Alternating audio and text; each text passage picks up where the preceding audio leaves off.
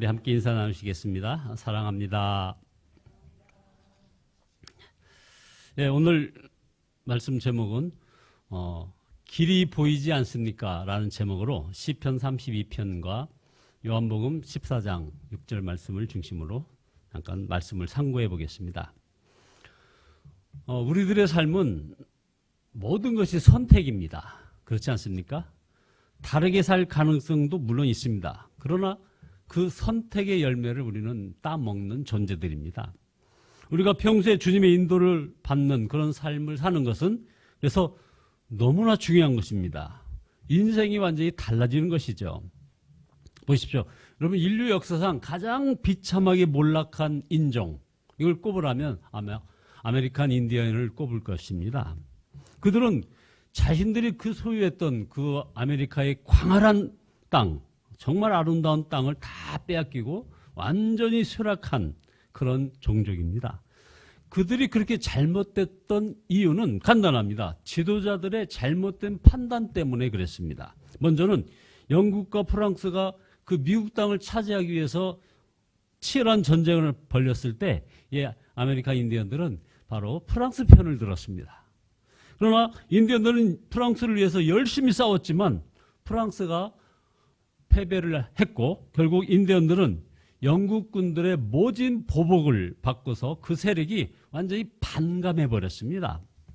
근데 세월이 흘러서 미국 독립전쟁이 시작되자 지난번 전쟁에서 영국 편을 들지 못했던 것을 천추의 한으로 여겼던 인디언들은 이번에는 이제 영국 편을 들어가지고 아주 성심성의껏 싸웠답니다. 그러나 우리들이 아는 것처럼 영국은 패배를 했고 그래서 종전 후에 인디언들은 또다시 미국인들로부터 모진 보복을 받는 그런 상황에 처했던 것이죠. 그래서 심지어 앤드류 잭슨이라는 미국 대통령은 1830년에 인디언 제거법이라는 것을 만들어가지고 그들을 삶의 터전에서 강제로 내쫓아버렸던 것이죠. 지금은 거의 인디언들은 그 존재가 희미한 그런 상태에 있는 겁니다. 살 길이 무엇인지 보지 못한다는 것, 이것은 이렇게 정말 두려운 결과로 다가오는 것입니다. 여러분은 가야 할 길을 어떻게 찾으십니까? 영국의 시인 찰스 킹슬리라는 분은 자신이 가야 할 길을 아는 사람에게는 세상도 길을 비켜준다, 이런 말을 했습니다. 자신이 가야 할 길을 아는 것, 이것은 정말 참 중요한 것입니다. 여러분, 어려운 일이 생기는 것, 이것이 문제가 아닙니다. 유혹, 이것도 문제가 아닙니다. 길을 보지 못하는 것이 바로 문제입니다. 저는 가끔 상담을 청하는 분들이 저한테 묻는 것은 간단합니다. 갈 길을 묻는 거죠.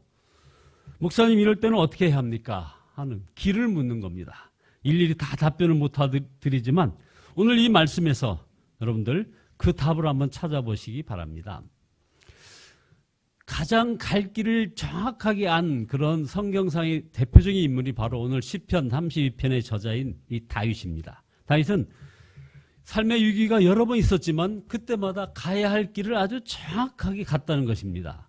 자, 사울왕이 이 굴속에 들어왔을 때 이 자기를 쫓아서 죽이려고 하는 저 사울왕을 죽여야 하느냐 살려두어야 하느냐, 나발로 인해서 극히 분노하여 죽이러 가고 있었을 때 이걸 죽일 것이냐 살릴 것이냐, 밧세바와 간음하고 우리아를 죽인 것이 드러났을 때 이것을 덮어야 하느냐 아니면 회개해야 하느냐, 아들 압살롬이 반란을 일으켰을 때 자기 아들과 싸워야 하느냐 아니면 피해야 하느냐, 하나같이 어려운 결정의 순간이었습니다. 그런데 다윗은 그때마다 정말 기가 막히게 살 길을 택했습니다. 다윗은 길이 훤히 보이는 그런 사람의 아주 전형적인 인물이라 이겁니다. 저는 그것이 참 부럽습니다. 여러분, 다윗이 어떻게 길을 보는 눈이 열렸을까요? 하나님께서 직접 말씀해 주셨다는 겁니다. 시편 32편 8절에 내가 너의 갈 길을 가르쳐 보이고 너를 주목하여 훈계하리로다. 바로 이것이 다윗이 길을 훤히 내다보는 바로 그런 비결이었습니다. 다윗은 평소에 하나님의 음성을 계속 들었다는 것입니다. 9절에 너희는 무지한 말이나 노새같이 되지 말지어다. 하나님께서 다윗에게 경고하신 것이죠. 한마디로 마음대로 살려고 해서는 안 된다 하는 것을 지금 얘기하고 있는 겁니다. 사실 우리가 마음대로 하려는 것이 얼마나 심각한 결과를 가져오는지를 알아야 합니다. 창세기 2장 17절 보면 그러나 선과 악을 알게 하는 나무의 실과는 먹지 말라. 내가 먹는 날에는 정령 죽으리라. 로마서 8장 13절에 너희가 육신을 따라 살면 죽을 것이라. 그러나 너희가 성령으로 몸의 행실을 죽이면 살 것이라 이렇게 말씀하십니다. 그래서 하나님은 분명히 말씀하십니다. 이 말씀을 소홀히 들으니 우리의 삶이 혼란스럽고 사실 망하는 삶을 사는 것이 아닌가 하는 것이죠.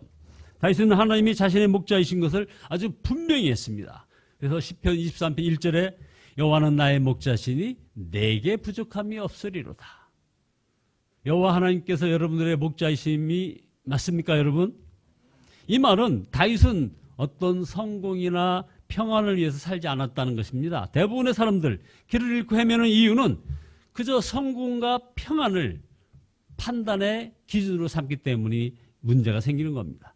주님은 우리를 평탄한 길로 인도하시기도 합니다. 시편 23편 2절에 그가 나를 푸른 풀밭에 누이시며 쉴 만한 물가로 인도하시는도다. 그러나 하나님은 다윗을 편안한 길로 인도하시려는 것이 아니라 사실 바른 길로 인도하려고 하셨던 것입니다. 그래서 3절에 내 영혼을 소생시키시고 자기 이름을 위하여 의의 길로 인도하시는도다.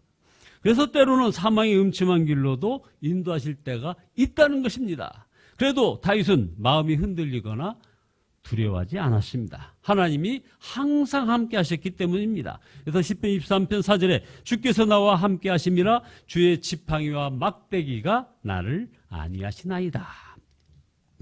다윗의 중심이 이러했기 때문에 다윗은 길이 훤히 보였던 것입니다. 여러분, 어떤 성공이나 예수님 둘 중에 하나를 포기해야 한다면 우리는 무엇을 포기해야 할까요? 성공을 포기할 수 있는 마음을 가진 사람이어야 그래야 길이 훤히 보이는 것입니다. 우리가 이처럼 하나님의 인도하심을 받으려면 그래서 하나님과의 관계가 바로 되어야 합니다. 어려운 일이 있을 때 무조건 하나님께 도와달라, 길을 가르쳐달라고 해서는 안 된다 이 말입니다. 다윗은 죄로 인해서 하나님과의 관계가 끊어졌을 때 그 두려움을 이렇게 고백합니다. 시편 32편 3절에 보면 내가 토설치 아니할 때에 종일 신음함으로 내 뼈가 쇠하였도다.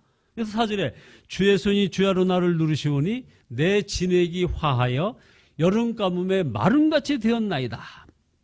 여러분, 이 고백은 다윗이 밧세바와 간음하고 우리아를 죽인 후에 다윗이 죄책감이 시달렸을 때 말하는 것 같습니다. 그래서 다윗은 내가 입을 다물고 죄를 고백하지 않았을 때는 이렇게 말을 하죠. 이 말은 사람들 앞에 뭔가 숨기려고 했던 것이 있다는 것입니다. 하나님은 그러나 이미 다 아십니다. 그것을 어찌 숨길 수 있겠습니까? 다윗은 죄책감 때문에 속으로 너무나 괴로웠습니다. 그러나 마음이 풀어지지 않았습니다. 그때 하나님께서 많은 신하들 앞에서 그 죄를 폭로하셨습니다. 저와 여러분 다 아시는 바입니다. 그 순간 다윗은 자신의 죄를 고백하였습니다. 왕의 권력으로 그것을 덮으려고 하지 않았다 이 말입니다. 그래서 5절에 내가 이르기를 내 허물을 여호와께 자복하리라 하고 주께 내 죄를 아뢰고 내 죄악을 숨기지 아니하였더니 곧 주께서 내 죄의 악을 사하셨나이다. 다윗은 정말 큰 죄를 지었던 사람입니다. 그러나 그는 회개한 사람입니다. 그는 모든 사람에게 자신의 죄를 고백한 사람입니다. 모든 사람에게 자신의 죄를 고백했다는 것, 이것은 대단한 것입니다. 얼마든지 감출 수 있었습니다. 그러나 그는 그렇게 하지 않았습니다. 그는 죄를 지었지만 아직 영혼이 굳어지지 않았다는 그런 증거죠. 그래서 그는 하나님의 인도함을 잃지 않았던 것입니다. 이것이야말로 진정한 복입니다. 다윗은 죄사함의 복을 이렇게 노래합니다. 시편 32편 1절에 허물의 사함을 받고 자신의 죄가 가려진 자는 복이 있도다. 마음에 간사함이 없고 여호와께 정죄를 당하지 않는 자는 복이 있도다. 그러니까 죄사함의 축복은 주님 앞에 서보면 누구나 알게 됩니다. 그러나 우리가 꼭 하나님 앞에 가야만 누리는 것, 그것은 아닙니다. 지금 여기서도 누리는 것입니다. 살 길이 보이는 것입니다. 바로 기도의 문이 열리는 것입니다. 다윗은 경건한 자의 기도는 고난의 홍수도 막아낸다고 했습니다. 6절에 보면 이로 인하여 무릇 경건한 자는 주를 만날 길을 타서 주께 기도할지라 진실로 홍수가 범람할지라도 저에게 미치지 못하리이다. 주는 나의 은시처시오니 환난에서 나를 보호하시고 구원의 노래로 나를 두르시리로다. 아멘. 여러분, 경건한 자들에게도 고난이 오고 홍수처럼 밀어닥칠 수도 있습니다. 그러나 하나님 앞에 바로 선 자는 결코 그 고난에서 무너지지 않습니다. 기도가 살아있기 때문입니다. 우리가 아는 대로 아브라함 링컨 참 기도 많이 한 대통령입니다. 수없이 무릎을 꿇을 수밖에 없었습니다. 아브라함 링컨의 고백입니다. 그것 말고는 어디로도 갈 수가 없다는 것을 너무나 분명히 알고 있었기 때문입니다. 하면서 아브라함 링컨은 국가 위기 앞에서 자신의 의를 과시하지 않았습니다. 하나님을 내 편이라고 주장하는 것보다 더 중요한 것은 우리가 하나님 편에 바르게 서 있는가를 물어야 한다고 말을 합니다. 그래서 아브라함 링컨은 기도로 하나님의 인도를 받을 수 있었던 것입니다. 이게 바로 남북 전쟁에서 남과 북이 모든 사람들이 함께 기도했을 때 아브라함 링컨의 기도가 응답됐던 아주 놀라운 비결입니다. 여러분, 우리는 매일매일 예수님을 바라보며 살아야 합니다. 매일매일이 길을 선택하는 것임을 알아야 하는 것입니다. 늘 주님을 바라보고 사는 사람과 주님을 전혀 의식하지 못하고 사는 사람의 차이는 분명합니다. 어떤 분 순간의 혈기로 자녀에게 평생 마음의 상처를 남긴 그런 어떤 부모님의 눈물을 본 적이 있습니다.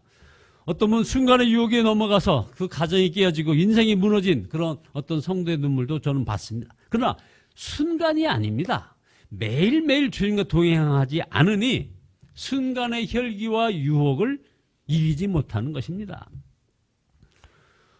이틀 전에 그 배우 안성기 씨, 여러분 안성기 씨 잘 알죠?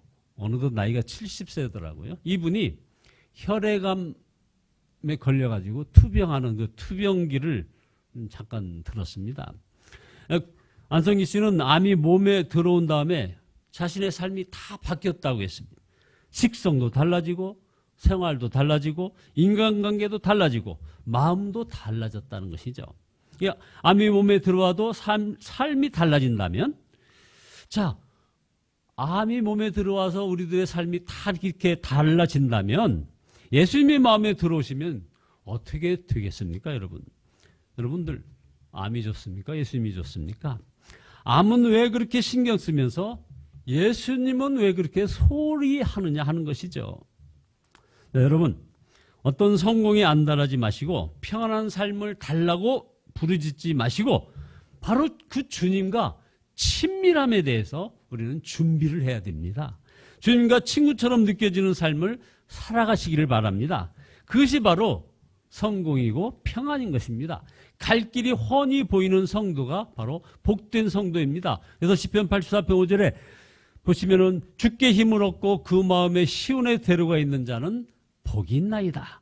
그곳에 많은 샘이 있을 것이며 이른 비와 늦은 비가 주시고 복을 채워주시며 하나님께서 앞에 각기 우리 앞에 나타나시리라 말씀하십니다. 여러분, 인생의 갈 길이 보이지 않습니까?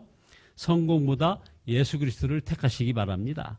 마음대로 살려는 그런 어리석은 마음을 꺾어버리시고 하나님의 인도를 갈망하시기 바랍니다. 갈 길이 대로처럼 보이는 그런 복된 성도들이 다 되시기를 예수 그리스도의 이름으로 축원드립니다.